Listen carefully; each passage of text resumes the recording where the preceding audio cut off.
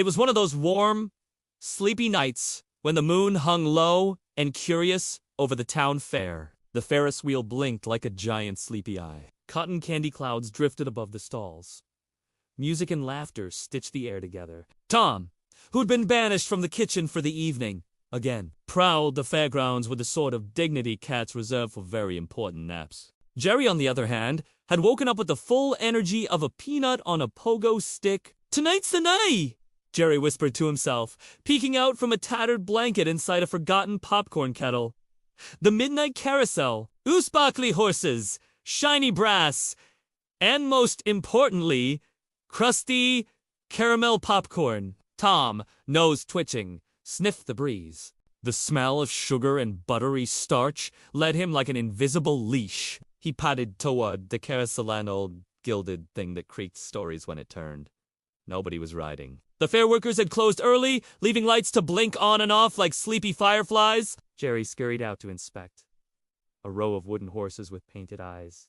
A carved lion with a golden mane. And at the very center, a music box with a key that promised a soft, hypnotic tune. Jerry hopped onto a tiny candy-red horse and imagined himself a daring adventurer. Tom climbed into the shadow of the carousel's canvas roof, his paws choosing the prime plunder positioned directly above the cotton candy stand. He crouched, intent on the popcorn, when a sudden click echoed through the rafters. Someone had wound the music box. The carousel began to turn. At first, it was gentle, like a lullaby rocking a cradle.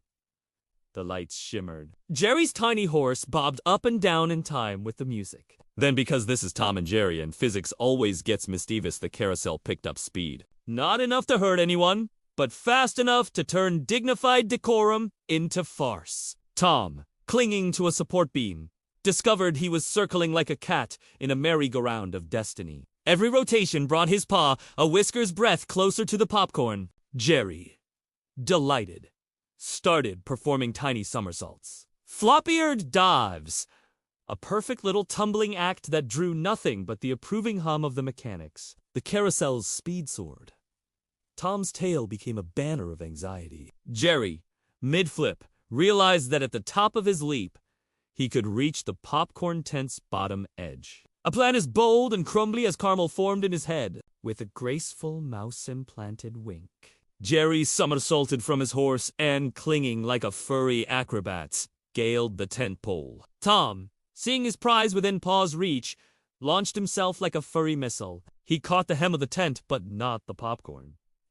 Instead, he snagged a string of fairy lights. The lights sent him spinning like a chandelier gone rogue, trailing glitter and indignation. Jerry succeeded in ripping down a sack of popcorn with small, triumphant nibbles, dragging it toward the carousel. Tom, its lights now, tangled telescopes of fur, tumbled down in front of the carousel entrance and landed squarely on a sleepy goat costume from a nearby clown act. He staggered up, wearing the goat head like a hat and bleating an unintelligible feline protest. The sights. The sounds. The slapstick symphony had attracted an audience and old night watchman with a flashlight, a pair of teenagers on a dare, and most importantly the fair's mechanical operator, a hulking, kindly fellow named Mr. Pinto.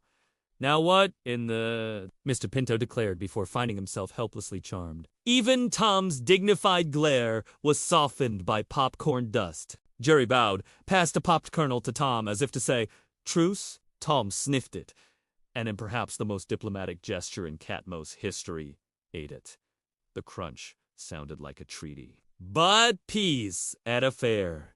Temporary. The music box hiccupan, ancient gear caught and the carousel hiccuped into reverse. The horses bucked like stubborn camels. Jerry Midshear found himself catapulted toward the carousel's edge. Tom, who had finally accepted that diplomacy and dairy-free treaties could be profitable, sprang into action not to chase, but to catch. In a ballet of bad planning and sudden bravery, Tom launched himself off the goat costume ramp, backflipped accidentally stylish, and intercepted Jerry in mid. They landed in a dizzy heap on top of the music box. For a breathless second, the world narrowed to the smell of popcorn and the thrum of gears. Tom's paw hovered. Jerry's whiskers twitched. Then the music box wound down. The carousel sighed back into a gentle turn.